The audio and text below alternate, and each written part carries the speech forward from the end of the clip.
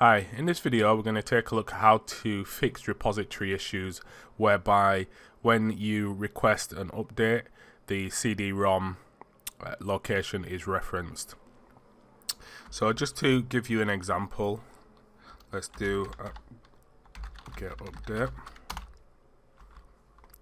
and what we can see here further down here is we can see that the CD-ROM has been referenced, so the ISO file within that has been referenced to get the update.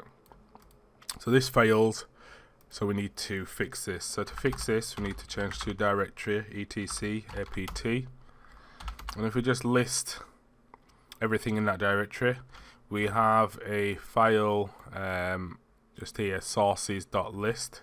So if we just do a nano to edit, we can see here that the top referenced location is the CD-ROM. So what we need to do is we need to remove this. So let's just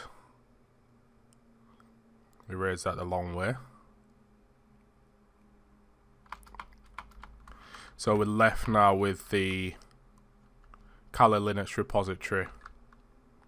So once we've done that, we need to Control X and save that. And now if we now issue a update, that should now work. So we can see that the reference now is the link that we had in the file.